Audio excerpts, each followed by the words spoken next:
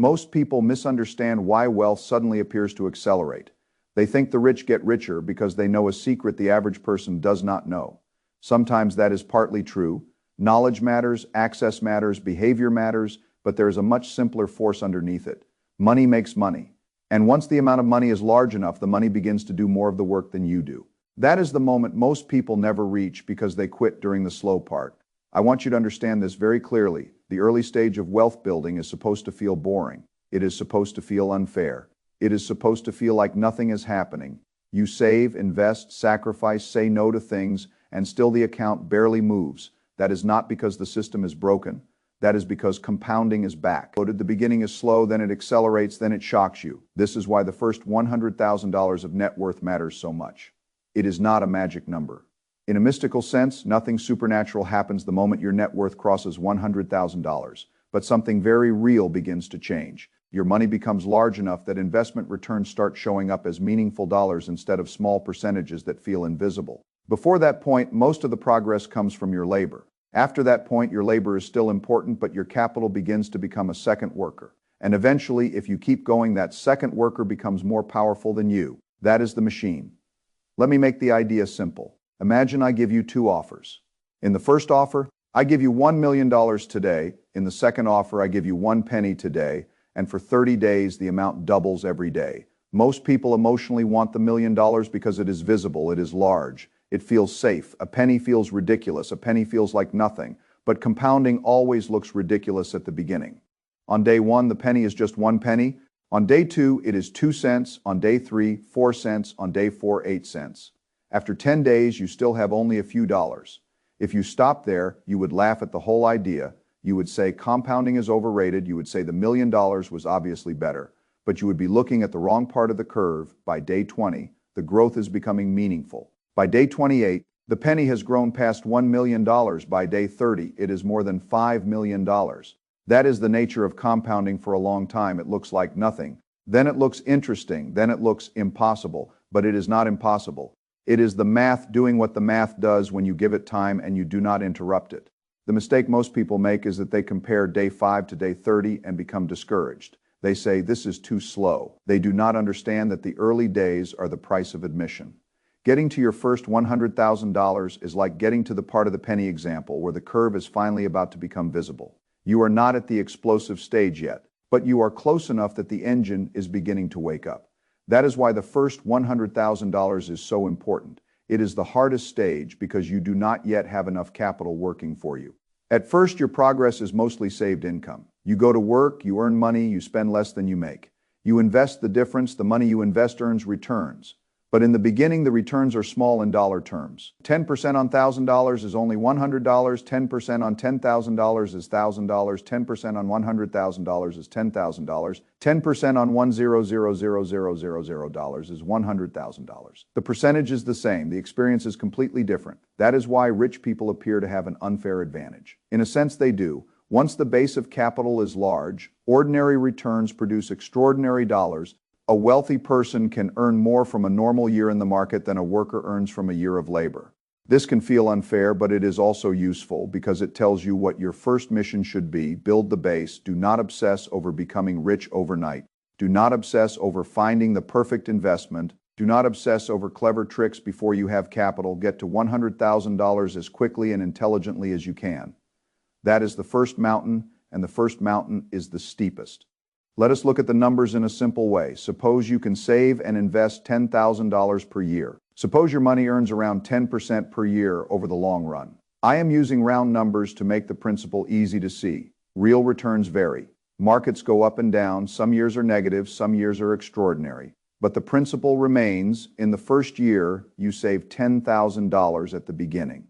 The investment return does not feel impressive because there is not much money working yet. In the second year, the first $10,000 begins earning, and you add another $10,000 by the third year. More money is working. By the fourth year, the base is larger. By the eighth year, under this simplified example, you reach roughly the first $100,000. That first $100,000 took 8 years. That can feel slow. It can feel discouraging. It can feel like the system is punishing you for doing the right thing. But something changes after that. The next $100,000 takes less time. Then the next one takes less time again. Eventually, the portfolio can increase by $100,000 in a single year. Then in less than a year, that is the machine accelerating. The first $100,000 may take 8 years. The second may take roughly 4. The third may take roughly 3. Later, the same $100,000 increase can happen in a year or less. Not because you became twice as smart, but because the capital base became large enough to move. This is why I want people to respect the boring years. The boring years are not wasted years. They are foundation years. A skyscraper looks like nothing when the foundation is being poured. People walking by may think nothing is happening. But if the foundation is wrong, the building cannot stand. Wealth works the same way. The first stage is not glamorous because it is underground, but it determines everything that follows. Now let us talk about the truth that most people do not want to hear. Your first $100,000 will mostly come from money you worked for and saved, not from the market, not from some magical return, not from a hot stock, not from a perfect timing call. Your labor and your savings discipline will do most of the work. In the example, the majority of the first $100,000 comes from your contributions. You may have around $72,000 or more that came from your own saving, while the rest came from investment growth. That means the early stage is not primarily an investment problem. It is an income and behavior problem. This is important. People want to focus on returns because returns sound exciting. They want to know which stock, which fund, which strategy, which token, which asset will explode. But if you have $2,000 saved, the difference between an 8% return and a 12% return is not going to change your life immediately. The difference between saving $2,000 and saving $20,000 will. In the early stage, your savings rate is the main engine, your investment return is still important, but it is not yet the dominant driver. This is why many people delay their wealth explosion. They spend years trying to optimize returns while ignoring the basic truth that they are not saving enough, not earning enough, or both. If your net worth is below $100,000, you need to be very serious about every dollar. That does not mean living a joyless life forever. It means understanding the stage you are in. There are seasons in life when the correct behavior is sacrifice. You are not sacrificing because deprivation is noble. You are sacrificing because you are building the machine that will eventually give you more choices. Short-term pain for long-term freedom. That is not a motivational slogan. It is a trade-off. Every person is making trades, whether they know it or not. Spend now or invest now. Look wealthy or become wealthy. Feel comfortable today or build options tomorrow. Borrow for lifestyle or buy assets. Delay the hard decision or build the foundation. The first $100,000 requires choosing the future more often than the present. That is difficult. That is why many people never get there. Charlie Munger once said that the first $100,000 is difficult, but you have to do it. The language was stronger than that. But the principle is what matters. Find a way to get your hands on that first $100,000. Not by fraud, not by gambling, not by reckless speculation, by making the gap between what you earn and what you spend as wide as possible. Then putting that gap to work. The gap is everything income minus spending equals the raw material of wealth. If there is no gap, there is no fuel. If there is no fuel, compounding has nothing to work with. This is where many people make a mistake. They focus only on cutting expenses. Cutting expenses is important. It matters. Living within your means is one of the most basic rules in personal finance, but there is a limit to how much you can cut. You can cut restaurants, you can cut subscriptions, you can cut luxury purchases, you can cut wasted spending, you can drive a cheaper car, you can live with roommates, you can move to a lower cost area, but eventually the cutting reaches a floor. You still need food, you still need shelter, you still need transportation, you still need insurance, you still need basic life, especially when inflation has raised the cost of necessities. Many people are not spending wildly, they are just trying to live, and there is not much left over. In that case, the answer cannot be only spending less. The answer must also be earning more. Do not neglect income. If you want to reach your first $100,000 faster, you need to attack both sides of the equation. Spend less where the spending is wasteful or low value. Earn more where your labor, skill, time, or business can produce more. This may mean changing jobs, learning a higher value skill, negotiating pay, working overtime for a period, building a side income, starting a small business, getting credentials, moving into sales, building online income, taking work seriously enough to increase your earning power. The path depends on the person, but the principle is universal. Savings comes from the gap. The gap grows by reducing spending, increasing income, or both. If you only cut and never increase income, the path may be too slow. If you only increase income and allow lifestyle inflation to consume it, the path may still fail. The powerful combination is earning more while refusing to let spending rise at the same speed. That is where acceleration begins.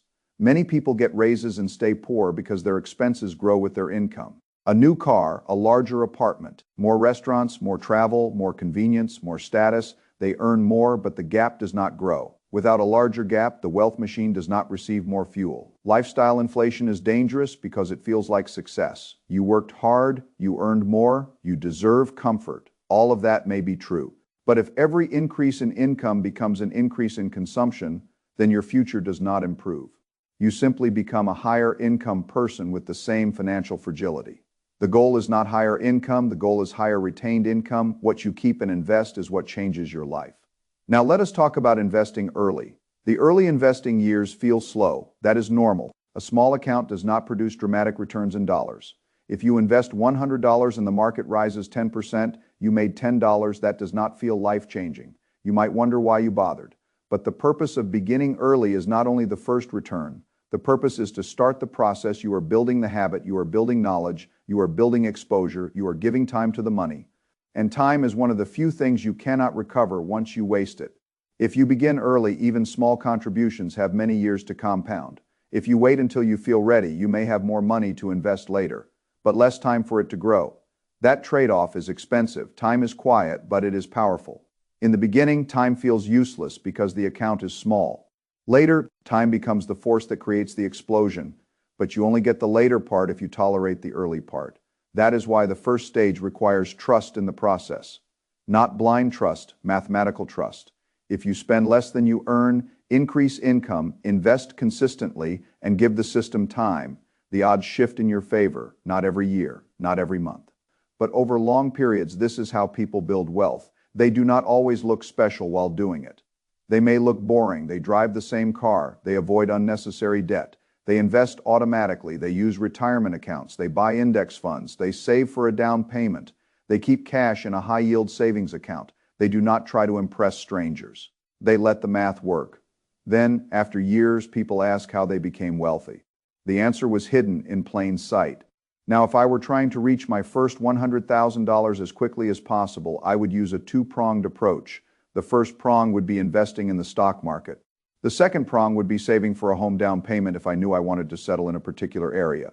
Let us start with the stock market. I would look for every advantage available if my employer offered a 401k, 403b, or similar retirement plan with a match. I would try to take the match if I could. An employer match is one of the closest things to free money in personal finance. If you put in $1 and your employer matches part of it, your return is immediate before the market even does anything. I would also think carefully about tax-advantaged accounts. A Roth IRA can be powerful because money grows tax-free if the rules are followed and withdrawals are qualified. Traditional retirement accounts can be useful because they may reduce taxable income today and allow tax-deferred growth. The best account depends on income, taxes, employer plans, and personal situation. But the larger principle is this: use the tools the system gives you. Do not build wealth only in a taxable brokerage account if retirement accounts. Matching contributions or tax advantages are available and appropriate. The tax code is part of the investment environment. A dollar saved from taxes can become another dollar invested. And dollars invested early can compound. The investment itself does not need to be complicated. For many people, broad index funds and ETFs are enough. A fund tracking the S&P 500, a total U.S. stock market fund, a broad international fund, or a simple diversified allocation can give exposure to productive companies without needing to pick individual winners. This is important because beginners often think they need complexity to get rich. They do not. They need consistency. A simple index fund strategy with regular contributions can outperform a complicated strategy that someone abandons because it is confusing, stressful, or too volatile. Set it and forget it is not a perfect phrase because you should still review your plan. But the spirit is right. The money should be invested consistently without constant emotional interference. Every paycheck, every month, through good markets, through bad markets. When the news is ugly, when the news is exciting, when politicians are fighting, when stocks are near highs, when stocks are down. The point is to make investing part of the system, not an occasional emotional decision. This is how to get through the boring stage. You automate the behavior so your mood does not determine your future. Now, the second prong is housing. If you know you want to settle in an area, buying a home can help build net worth because it allows you to use leverage and inflation to your advantage. This does not mean everyone should buy a home. If you are not stable in location, if the mortgage would stretch you too far, if renting is much cheaper, or if you do not understand the costs, buying may be wrong. But if the situation fits, a home can become a wealth building tool. Suppose you save $40,000 as a down payment on a $400,000 home. If the home rises 10% in value, it rises by $40,000. That gain is on the whole asset value, not just your down payment. This is why leverage in real estate is powerful. You put in a smaller amount of equity, you control a larger asset. If the asset appreciates, your equity can grow quickly. But leverage has two sides. If the home falls in value, the loss also works against your equity. If the roof needs repair, you pay. If taxes rise, you pay. If insurance rises, you pay. If you cannot afford the monthly payment, the house becomes stress instead of wealth. So housing must be handled carefully. A home is not automatically a good investment at any price. The monthly payment must be affordable. You need reserves. You need to understand maintenance. You need to plan for taxes and insurance. You need to be realistic about how long you will stay. The idea is not to buy recklessly. The idea is to use housing intelligently if it fits your life. While saving for the down payment, I would keep that money safe. I would not put short-term down payment money into volatile stocks if I needed it soon. I would use a reputable high-yield savings account or another safe liquid vehicle if the account pays 4 or 5% in the current environment. That is useful. The money is earning something while staying available. But safety matters. Do not chase a slightly higher yield at a questionable institution. Do not put down payment money into something that can collapse, freeze, or create unnecessary risk. The down payment has a job. Its job is not maximum return. Its job is safety and availability. This is a principle people often miss. Every dollar should have a job. Long-term retirement money can take market risk. Emergency money should be liquid and safe. Down payment money should be stable if the purchase horizon is near. Speculative money can take high risk only if losing it will not damage your life. If you give the wrong job to a dollar, the system becomes fragile. Now, let us return to the first $100,000. Why is it psychologically so difficult? Because most of the work is invisible. When your net worth is $5,000, saving another $500 matters a lot. But it does not feel powerful. When your net worth is $20,000, a 10% market return is $2,000.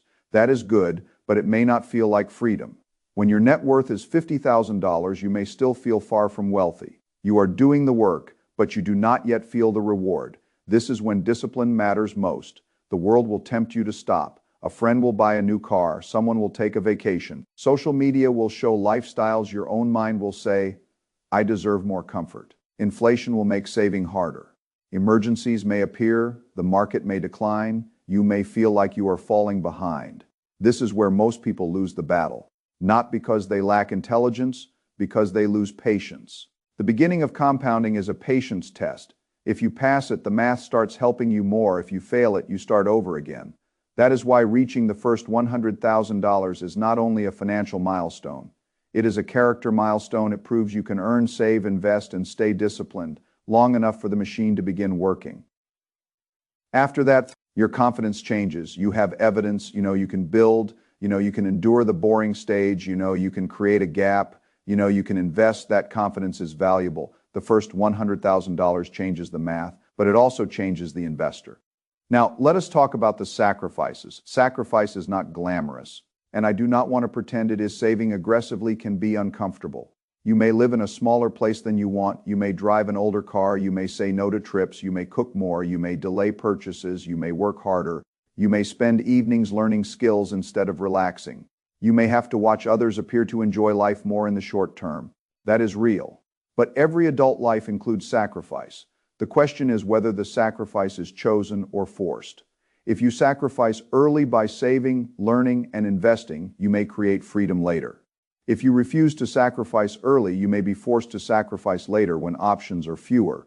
That is the trade. The earlier sacrifice is usually cheaper. The later sacrifice is usually harsher. This is why I prefer intentional pain to accidental pain. Intentional pain is the cost of building. Accidental pain is the cost of drifting. Now, some people may say this message ignores how hard life is. It does not. The cost of living is high. Inflation is real. Housing is expensive, wages may not feel sufficient. Student loans, childcare, medical costs, insurance, and rent can make saving extremely difficult. I understand that, but difficulty does not remove the principle. It changes the tactics if spending cannot be cut much further. Income must rise. If income cannot rise immediately, the savings rate may start small.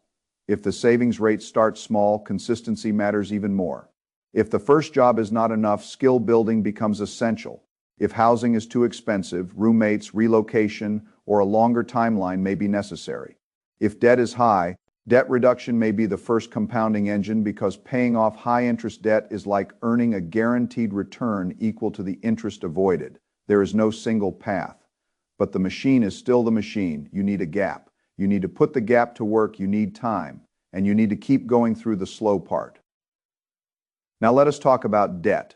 If you are carrying high-interest credit card debt, getting to $100,000 may require attacking that first.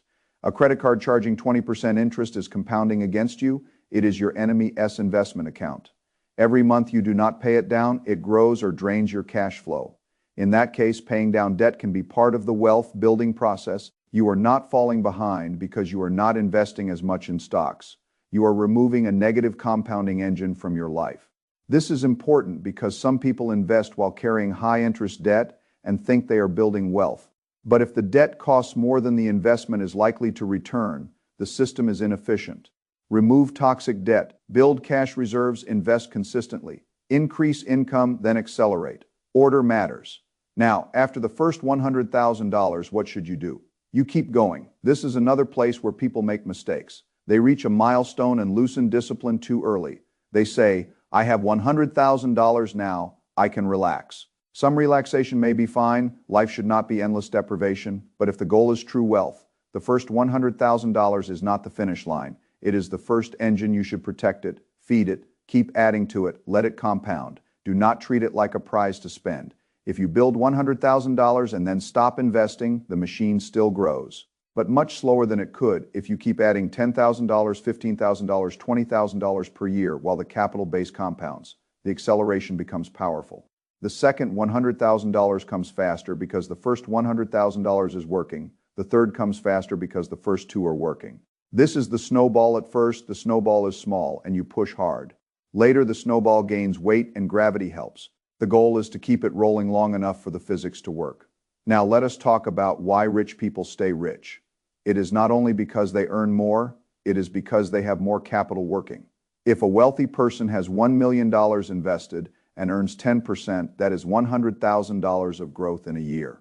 The capital earned what many people earn from labor. This can feel discouraging if you are starting from zero, but it should actually motivate you. It tells you the game. The game is to acquire enough productive capital that the capital begins carrying more of the burden. You cannot immediately control being rich. You can control moving toward the first base of capital. The first $100,000 is the turning point where the game begins to feel different. Now, how do you stay focused while the process is slow? You need metrics. Track your net worth every month or every quarter. Track your savings rate. Track your investment contributions. Track your income. Track your expenses. Track your debt. Track your progress toward $100,000. The number may move slowly at first, but tracking turns vague hope into visible progress. It also teaches you which behaviors matter. If your net worth is not moving, you can see why. Maybe spending rose, maybe income fell, maybe debt interest is dragging you, maybe investments declined temporarily, maybe you are not contributing enough. Data reduces confusion. Confusion creates excuses. A serious person keeps score, not to shame himself, to learn. Now, let us talk about the role of index funds. Index funds are powerful because they remove the need to be a genius. You do not have to pick the next great company. You can own a basket of productive companies. The S&P 500 owns 500 large U.S. companies. A total market index owns even more. Over time, the winners can become a larger part of the index, and weaker companies can shrink or leave. This is a simple and powerful structure. Does it guarantee future returns? Nothing does. But for many people, broad low-cost index investing is the most practical way to participate in economic growth without turning investing into a second full-time job. The key is low cost and consistency. High fees can quietly destroy compounding. Emotional trading can destroy compounding. Short-term panic can destroy compounding. A low-cost fund held consistently is boring, but boring can be extremely profitable. Most great wealth building systems look boring from the outside, They only look impressive after enough time passes. Now, what about individual stocks?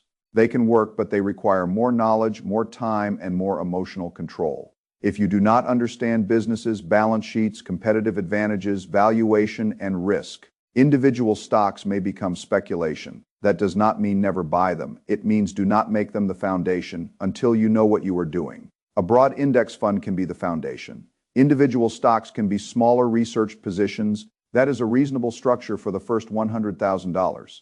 Simplicity often beats cleverness. Cleverness becomes dangerous when it leads to concentrated mistakes.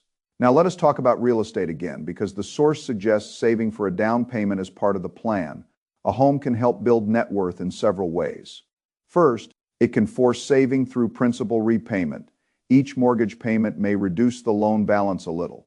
Second, inflation can help if you have a fixed-rate mortgage because the payment stays mostly fixed while wages and rents may rise over time. Third, appreciation can increase equity. Fourth, homeownership can create stability if you buy responsibly, but homeownership can also hurt if you overpay, overborrow, buy in the wrong area, underestimate maintenance, or need to move too soon. So the correct principle is not buy a home at any cost. The correct principle is use real estate wisely if it fits your life and the numbers work. If you save $40,000 toward a $400,000 home and the home rises 10%, that is a $40,000 gain on the asset. That is the leverage benefit. But if the home falls 10%, your equity can be hit hard. Leverage magnifies both directions. Therefore, housing requires prudence.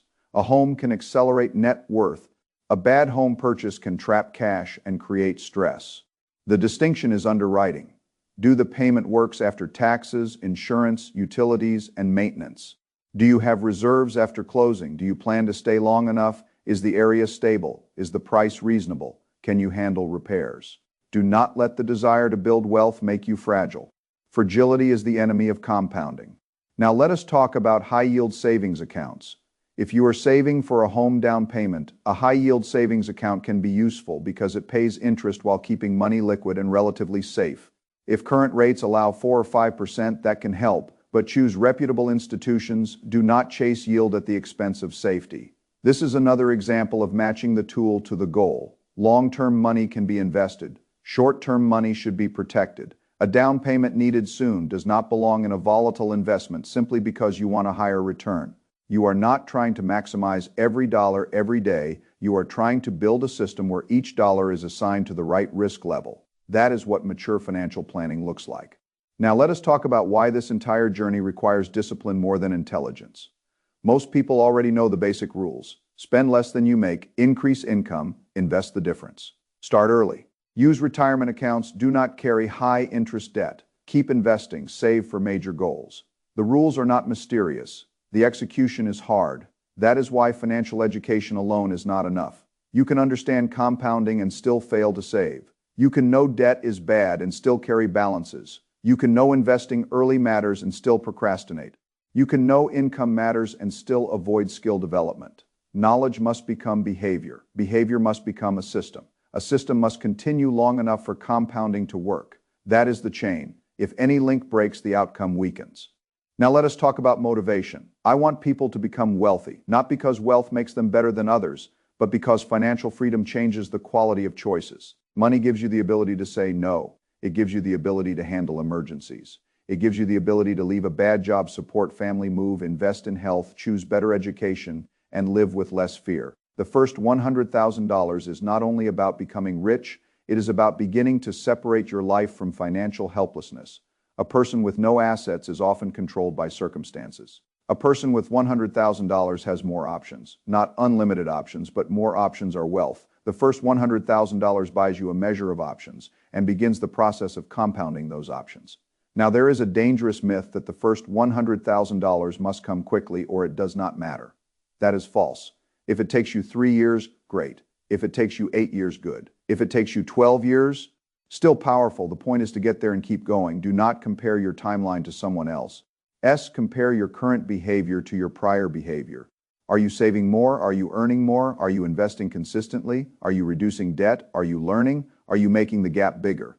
That is what matters. The comparison game can destroy patience. Someone else may have higher income, lower expenses, family help, a different location, a different job, or a different starting point. You cannot build your plan on their situation. You build it on yours. Now let us bring the entire framework together. The first part is understanding the curve. Compounding starts slowly and accelerates. The early stage looks boring because the capital base is small. This is normal. The second part is understanding the first $100,000. It is the hardest because most of it must come from work, savings, and sacrifice. Investment returns help, but they are not yet the dominant force. The third part is building the gap. Spend less than you make, but also increase income because expense cutting has limits. The fourth part is investing early and consistently. Use retirement accounts, employer matches, Roth IRAs where appropriate, broad index funds, ETFs, and simple systems. The fifth part is using housing carefully. Save for a down payment if homeownership fits your life. Use leverage and inflation intelligently, but do not overextend. The sixth part is protecting short-term money. Use reputable high-yield savings accounts or safe liquid vehicles for near-term goals. The seventh part is staying patient. The first stage is slow, but quitting during the slow stage prevents the explosive stage. That is the process. Now, what should you do today if your net worth is below $100,000? Calculate the gap between income and spending. If the gap is too small, decide whether spending must fall, income must rise, or both. Set a monthly investment target, automated if possible. Use tax-advantaged accounts if available. Take employer match if you can. Keep a cash buffer. Pay down high-interest debt. Put down payment savings in a safe place if buying a home is part of your plan. Track your net worth. Do this long enough and the first $100,000 becomes possible, then keep going. That is the part people must hear. Do not stop. At the first milestone, the first $100,000 is not the trophy, it is the ignition. The machine begins to work better after that. Your money begins to make money in amounts you can feel. The portfolio begins to matter. The second $100,000 comes faster, the snowball grows. Eventually, you see the truth that was invisible at the beginning. The rich are not staying rich only because they have better ideas. They are staying rich because they have capital working for them all the time. Your goal is to create that condition in your own life. Not instantly, not magically, systematically. Now let me end with the most important idea. The first $100,000 is not easy. It is supposed to be hard. It requires discipline, sacrifice, income growth, spending control, and the humility to let boring investments do boring work for a long time. It requires saying no to things that may feel good now so that you can say yes to a better life later. But once you get there, the math changes. Your money starts helping you more. Your returns become meaningful, your confidence improves, your options expand. The next milestone comes faster. That is why delaying the first $100,000 delays the whole wealth explosion. And that is why you should not treat the first stage casually. This is the stage where the future is built. So trust the math, respect the slow part, increase the gap. Invest consistently. Use the tools available, keep the plan simple, and get to that first $100,000 as fast as your life realistically allows. Because once your capital begins working beside you, you are no longer building alone. You have created the first version of a financial machine. And if you keep feeding that machine, it can eventually do what feels impossible at the beginning. It can make money faster than you ever could by labor alone.